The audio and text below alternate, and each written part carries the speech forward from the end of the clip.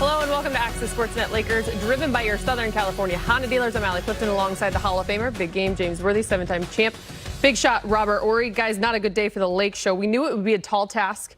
Team remains without LeBron James, no Anthony Davis. Andre Drummond misses his second straight with that big toe contusion. But as we talked about in the pregame show, still a lot to get up for. The battle within LA, if you pay attention to seedings. But it was like similar weaknesses crept back in. A lot on the offensive side of the ball. Let me read these stats. Clippers plus 21 from deep, 18 turnovers for the Lakers, plus 8 in points off turnovers for the Clippers. And just when you thought the offensive end of the floor may have been clicking in Sacramento, maybe pick up with some momentum, just 17 points for the Lakers in the second, 18 in the third. James, no matter how well you play defensively, your offense has to meet you to win in this league. No question. This is one of those games where I think our viewers are so smart that we don't even need to discuss what went on in this game. I think, the Lakers have been playing well, but this is what it's like when you move up into the echelon of the Western Conference. I mean, Cleveland, they're supposed to win that game. Orlando, they're supposed to win that game. They got a good game against Sacramento. And all those teams are, I wouldn't say mediocre, but teams that we should beat. The Clippers still have their big guns, and Kawhi and Paul George. We're without ours, and they still, even without some players, they still fill in. And you guys like Mars playing well. They're still a really good team. The Lakers were just outmatched. They couldn't hit threes, and they moved up into a team that's an elite team. They just didn't have enough. Yeah, Clippers are a good team. Yeah. They're that upper echelon team, like you said, and they have been trending the wrong way.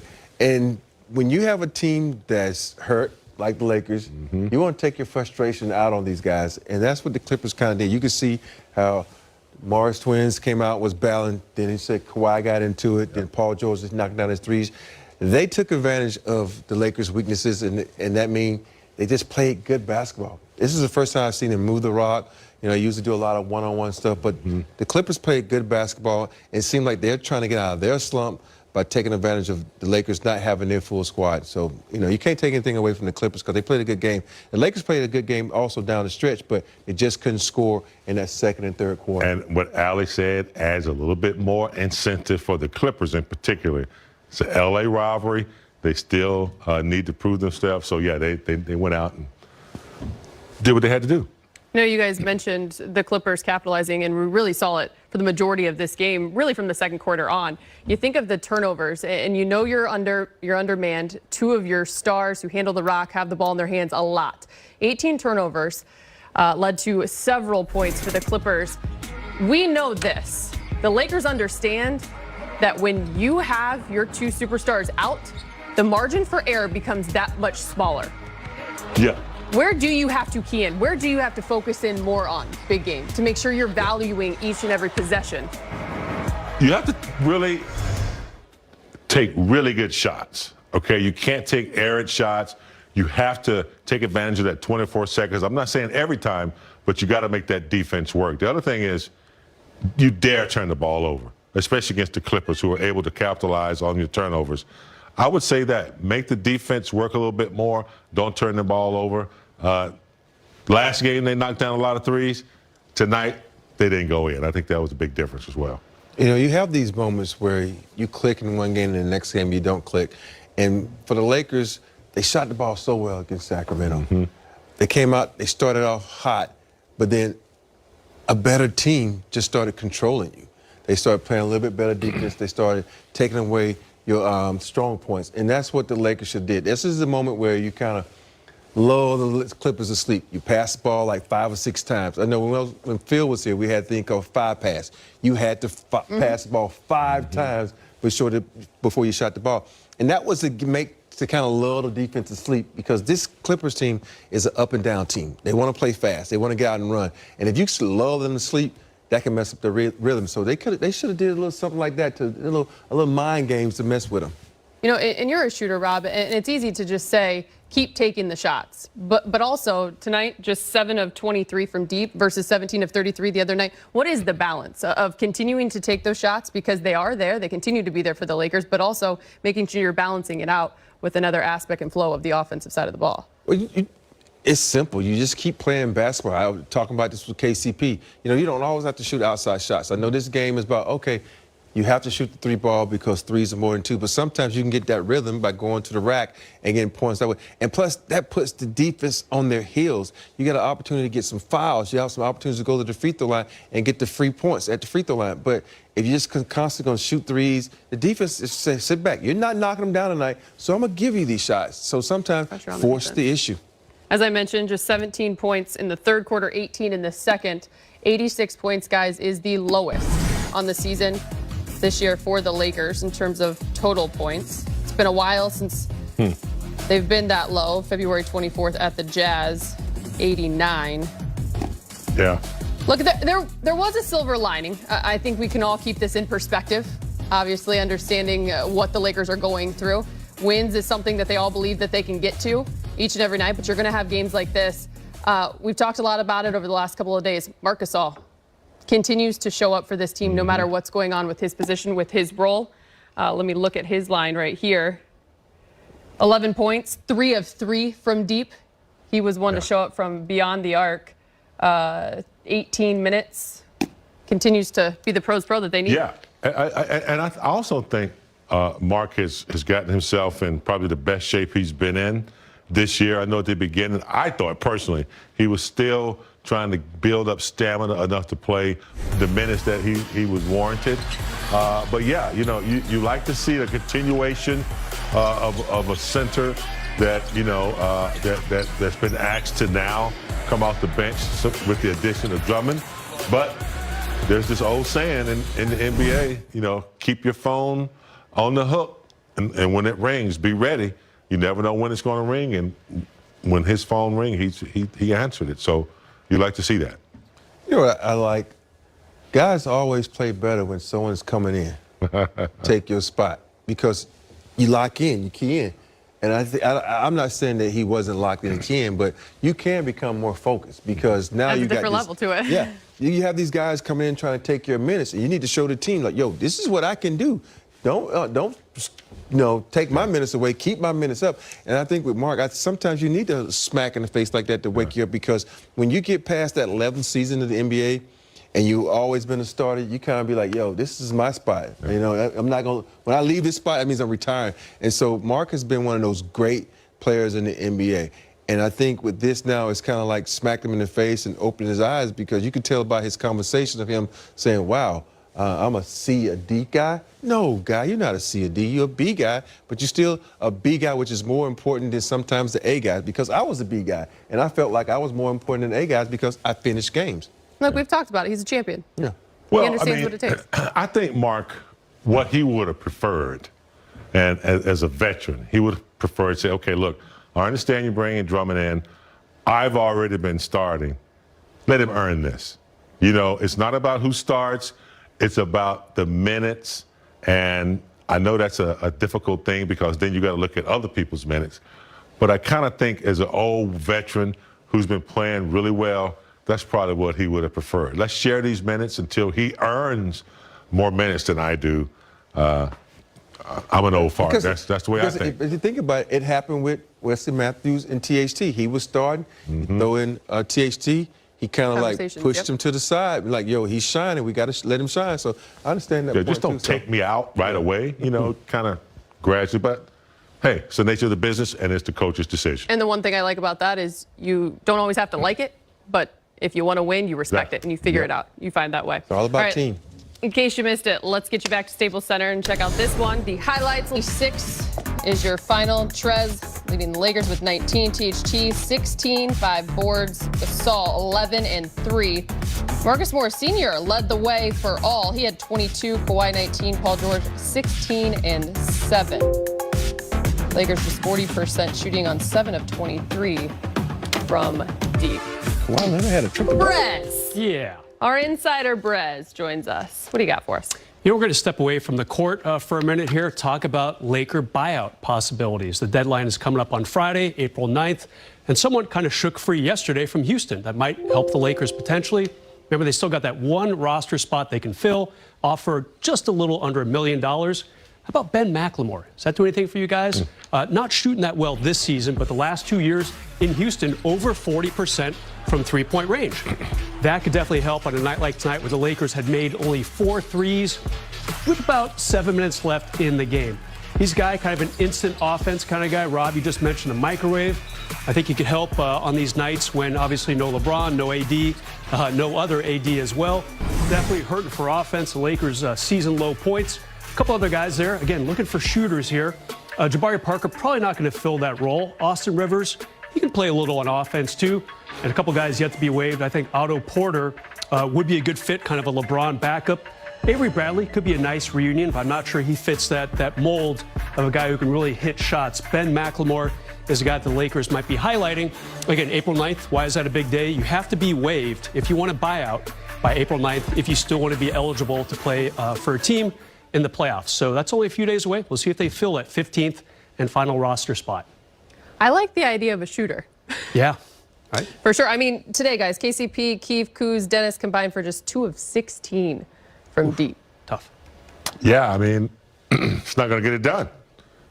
And some of them were uncontested. A lot of them were uncontested, wide open shots. So you can't go from one game to kill them. You got to find some consistency in that shot, especially when you're down 2 players and you need that 3 ball. So Ben might be the answer. I mean, he definitely would be good if we had AD and LeBron back. He definitely works within that, setup. But if he gets open shots, I mean, he's, regardless of who it is, you got to be to knock him down, man. That's just the bottom line. We're not hitting them, Rob. I look at certain players when they're waived, and I'm looking at Ben, and he's getting waived on a team that plays like the Houston Rockets. So for me, if I'm the Lakers, I'm not even looking at this guy because this is another guy that needs an abundance of shots to be that type of guy to warm up. And if you're playing with LeBron and AD, you're not going to get 10 threes in a game to warm because they share the basketball so well. And they don't just fire up threes like the Houston Rockets have been used to. So I like Ben as a player, but I don't like him as a fit for the Lakers because he needs 10 threes to get warmed up. Can he knock them down when we need him, though? No, because he has to get a rhythm by shooting. He's not going to get that many to get in the rhythm. He's another KCP. He's another AC Fresh, and I don't think that we should use that spot for him unless he was a lockdown defender, which he's not. A player like that, then don't need to be in the league. If I'm a 3-point shooter, and I got to get 8 threes before, he's not the fit. I'll tell you what, though, his last game for Houston before he got cut was against Minnesota. He made 7 threes. So on a night like tonight or a day like today, that definitely would have helped. And keep in mind, it's the waiver buyout period. The Lakers really struck gold. I think we'll find out when he plays with Andre Drummond. You're not always going to get a 2-time All-Star kind of tumbling at your feet like, all right, we'll grab you, no problem. That list we just showed, 5 players, some kind of past their prime, some kind of not really living up to their draft spot, like a Ben McLemore. Pretty high lottery pick. I think the Kings grabbed him initially, if I'm not mistaken. 4, I think. Yeah, so he was pretty high in the draft a few years ago. Maybe this could be a place for him.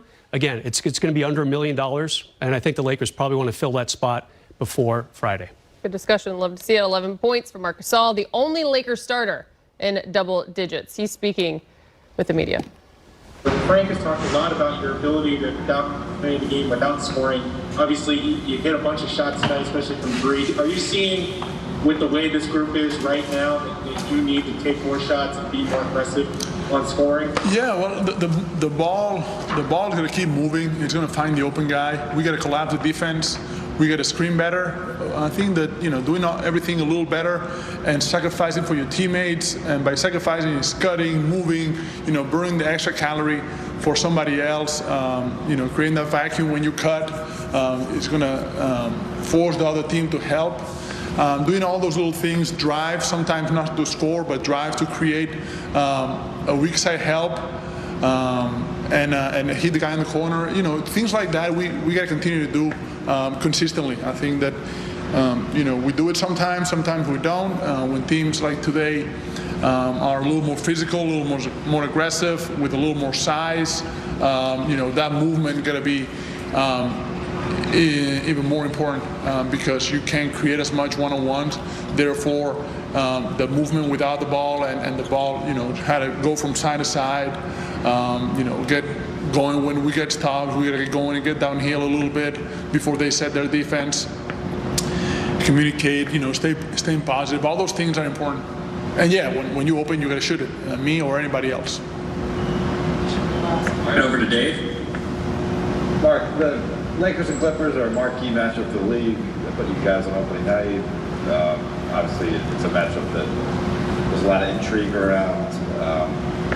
You joined the defending champs, Serge, your old teammate, another champion, joined a contender. Can you gauge what they would be like, considering you guys weren't full strength? Did you have a sense of how strong of an opponent or how tough they would be in a playoff scenario? I think it's always good to play a good team during regular season because they present you with some challenges that forces your team to get better.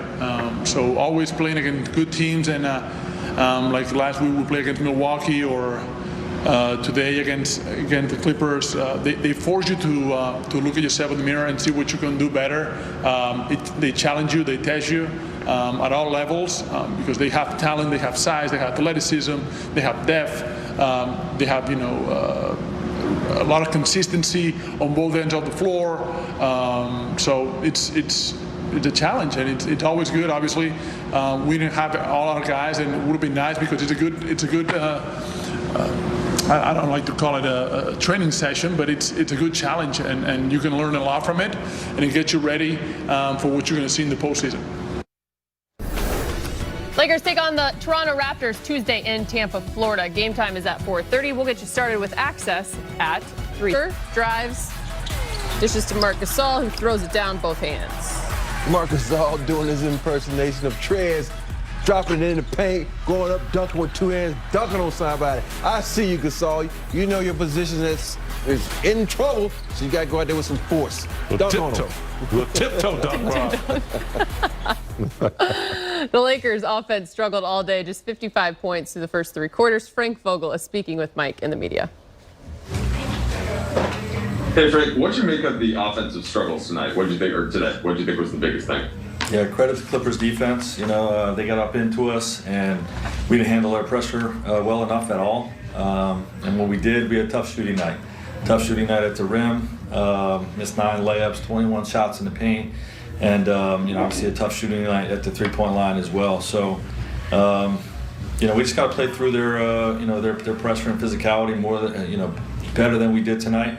We'll get back to the drawing board tomorrow, look at the film, and improve for next game. Frank, what's the outlook as you now go on this 5-game trip, longest one in a bit? What are the things that you think you guys have to bring together collectively to get what you want out of it? Well, we got to play with the poise and composure that we played with in Sacramento offensively, and the shots get a little more easy, a little more confident, and continue to defend. We defended well enough to win a game today, I should say. But we just got to improve with our offensive execution. Kyle? Hey Frank, you just have so many guys playing bigger minutes, bigger roles than they're used to. Especially since you were saying earlier, it might be a while before guys like AD and Bron get back. Are there strategies you think of to try and avoid giving those guys some burnout and maybe easing some of the mental fatigue they might be feeling? No, there's no excuses here. The guys that are playing have what it takes to get the job done. It's that simple. Dave? Frank, how do you look at this upcoming road trip? I know you like to stay in the moment, and you're going to have the first game of the road trip, and maybe not assess it all 5 in a row, but where you guys stand kind of being up and down and being undermanned and heading out the road for a while. Yeah, it's just one game at a time. We got to beat the Raptors. That's what it comes down to. We'll do our work. We'll compete and see what happened in this game, break down the film, improve from it, and put together a plan to beat the Raptors and take it one game at a time. Dan Wiki? Hey Frank, are you guys to the point now where you're looking at standings and trying to figure out, and I know it's 20 games left, 20 some odd games left, but looking at that and then also kind of looking at the guys you don't have, how independent are those two things, I guess, moving forward, standings and any decisions in relation to those guys? Yeah, we're really staying in the moment. I know we had an opportunity to pass the Clippers with a win today. Disappointed we didn't get that done. But other than that, we're not looking at the standings at all. Just looking at winning the next game. All right, let's take one more. Let's go to Leonardo. Coach, it's Leonardo Torres from Peru. Hope you're well. Coach, what are your thoughts on Marc Gasol? What role will he play in the team? Yeah, Mark's a winner, and he fits what we're trying to do. He's dominating on the defensive end and offensively with his passing. And we got a lot of guys that can score the basketball, so his ability to facilitate offensively is something that's really helped us have success on the floor. More to come on Access. Lakers couldn't get shots to fall in the loss to the Clips. Just 86 points, their lowest output of the season. We'll hear from Kyle. Kuz with the great block from behind. Kuz goes up, doesn't give up. We talked about how good he has blocking shots now, but right there, THT didn't get the rebound and ultimately committed a foul right there. He's been doing that a lot this year. Coming from the weak side, off the ball. Got one later in the game. I think it was a Paul George block. He came from the weak side and got it. Pretty good at that. Speaking of, Kuz scored just 6 points on 2 of 10 shooting. He's speaking with Mike. Hey, Kuz, personnel aside, different teams, Sacramento and the Clippers, of course, but did you see something offensively that was clicking for you guys that just didn't carry over today? Yeah, I think we didn't do a good enough job of playing togetherness basketball on the offensive end. I think that was probably the number one thing that really stood out from Sacramento to the Clippers. I think that, for us during this time, if we're going to have a shot to win games, we have to play and trust the next guy on our team. And I don't think that was the case. I think in the Sacramento game, we did a great job of getting off the ball and hitting the open guy. And tonight, I don't think we had too many of those driving kick 3 opportunities that you saw during the Sacramento game. So I think that was the difference.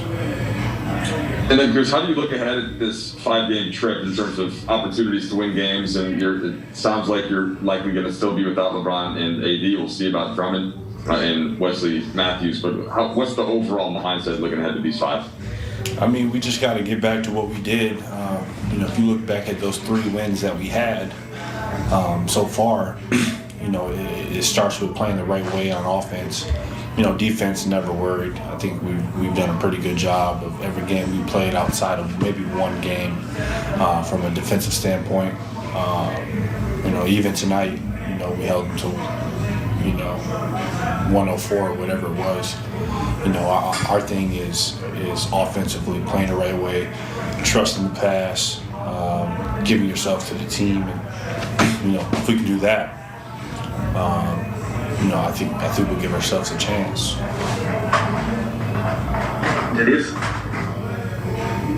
Kyle, how do you look ahead to this 5-game road trip coming up based on where you are? And obviously, as Mike mentioned, the personality not being at full strength.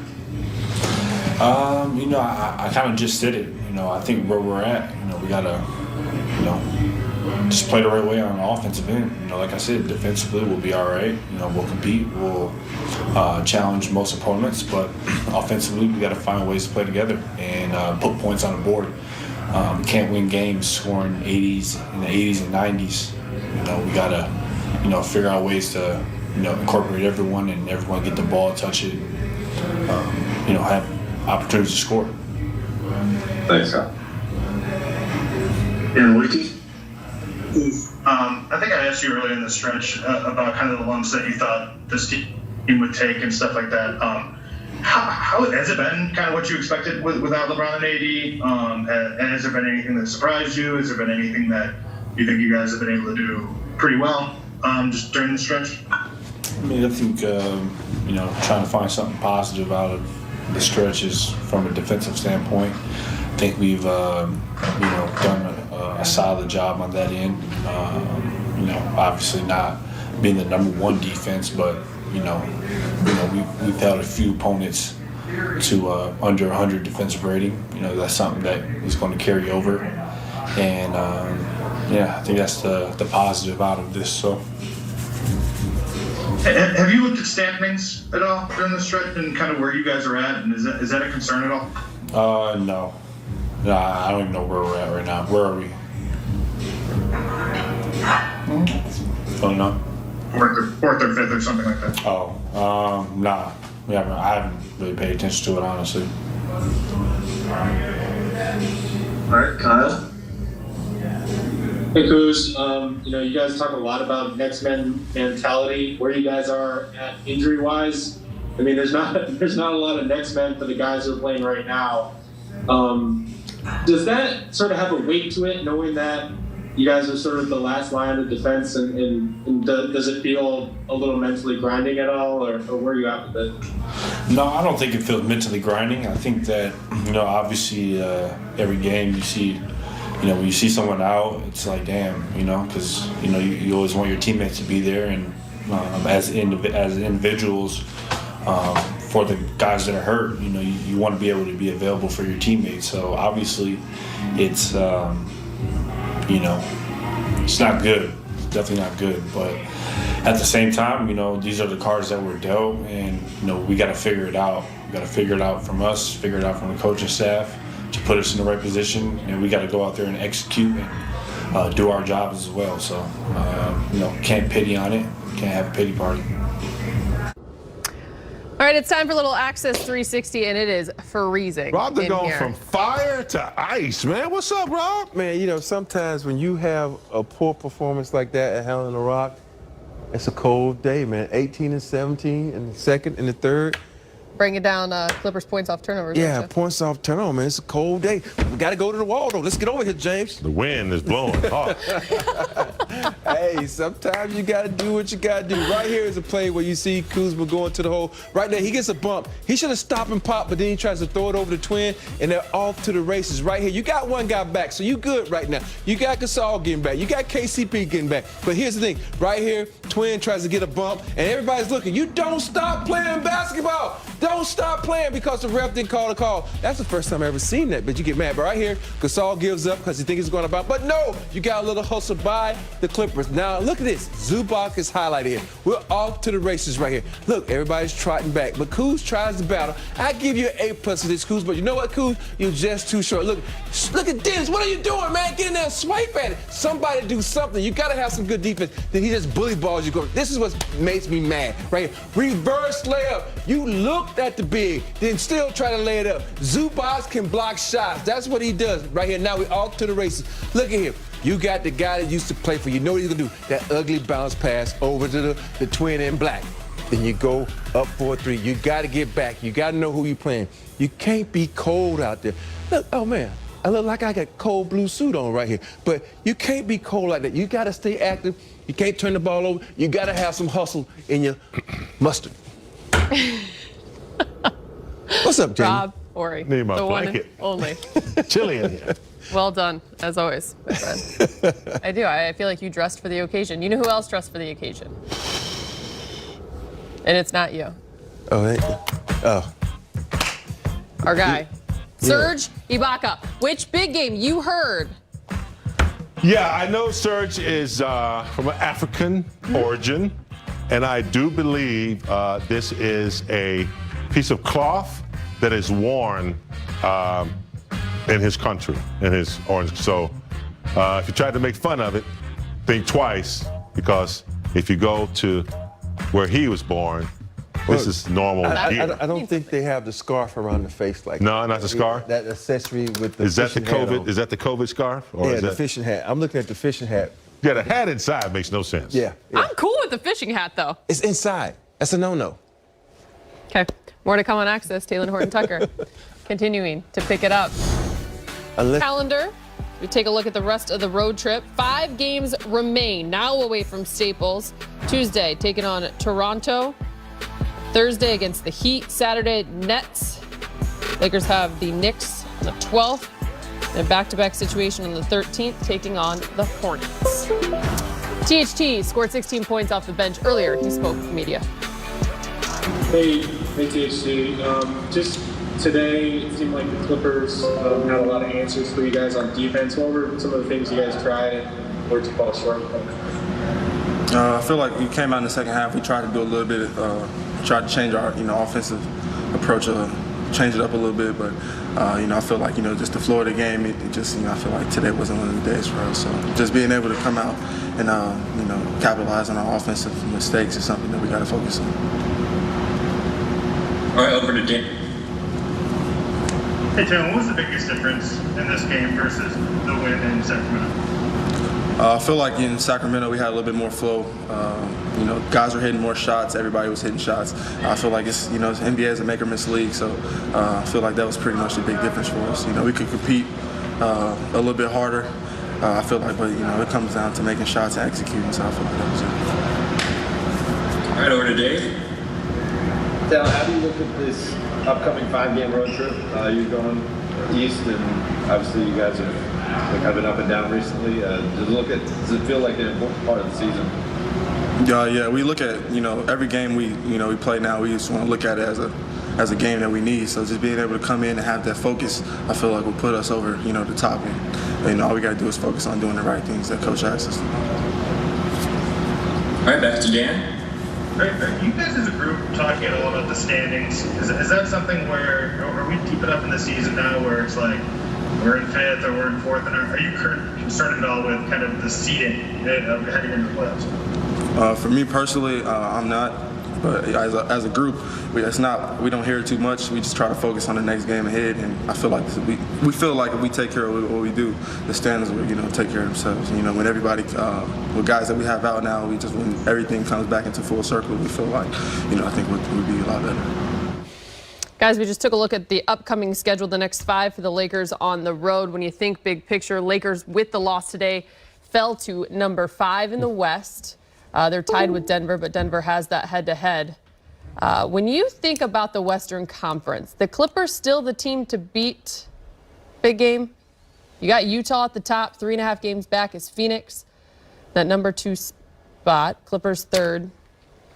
I have a different take from regular season to the playoffs. I mean, Clippers are good, but in a 7-game series, I don't know. I still like. I mean, Denver's tough in the 7-game series. A healthy Laker team is really tough. Utah. So I just can't hand it to the Clippers. I think they might be favored. But I have different opinions about what you do in the regular season and how you match up with a team in a 7-game series. So I can't give anybody the edge right now. I think yes is a short answer. I'll take the Clippers as the toughest threat. Kind of like the Lakers, they've had some injury things. Paul George has been in and out. Now he's got that toe issue he's dealing with. Looked okay today. Ibaka's now been out of the lineup. They're trying to figure out what to do. Lou Williams, his game completely collapsed. They dealt him a couple weeks ago. So they're trying to figure out some things. I think when they figure their stuff out and when the Lakers figure their stuff out, a.k.a. get those 3 guys healthy, they're the top 2 teams in the West. I'm not buying Utah and Phoenix quite yet. See, I'm going to buy the Utah Jazz, and this is why. Because fans are coming back to the game. And a lot of people don't understand it's important to have that. And when they have fans, you have the number 1 seed, you playing at home. And their home record is really good. And they have a good defensive team. They have a good bench. Clarkson's probably going to be 6th man of the year. And so you have to look at the way they play as a whole. They're tough. They play very smart. They can play fast, and they can play slow. So we don't respect them because, they haven't won anything. But that doesn't matter. A lot of teams haven't won anything. So I'm going with the Utah Jazz because they play good defense, and that is the toughest team for the Clippers. Because also, don't forget, for the Lakers. Joe Ingles gives playoff P numbers. I just had to say that. Well, I say it's in a 7-game series. I can't give it to any one team. Yeah.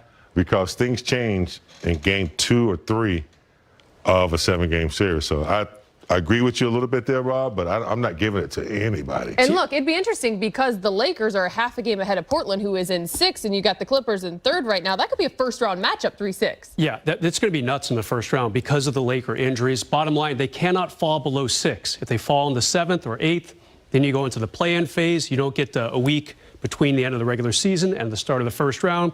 You're game planning for someone for a game. If you lose a 7-8 game, then you play the winner of the 9-10 game. If you lose that, you're Risky. out. There are no playoffs. Something played out in my mind just now in real time. Playoffs will be on the road, right? In normal arenas and situations. Yes. I'm talking COVID. Some arenas may house more fans than others. Yes. Yeah. You go to Texas or Florida or somewhere like that, you're going to get a house full. And we already know Utah had a lot of That's fans the gonna play last a time they part. played this, so this is going to have more. It's gonna get the more next and more. time. So Home that's court a big advantage thing. matters now. Yeah. And we still don't know what the Lakers organization or the Staples Center is going to do with their fans. So Right. are they going to have some But advantage? Rob, you're April right. 15th, The number one, in my opinion, since I've been playing, the number one arena who has a fan advantage, it's like a college arena in there, is in Utah. They're Yep. loud, they're crazy, And they're close on to the top court. of you. they're Right right on up top on of you. Oh, interesting. Still to come on Access. Two brothers. Time to go inside the numbers. Presented by Lexus 104.86. Your final. Lakers shoot just 40%. 7 of 23 from deep. Out rebounded by 14. Just 16 assists. Too many turnovers. Did have the edge in bench points and points in the paint. We'll be back to wrap things up.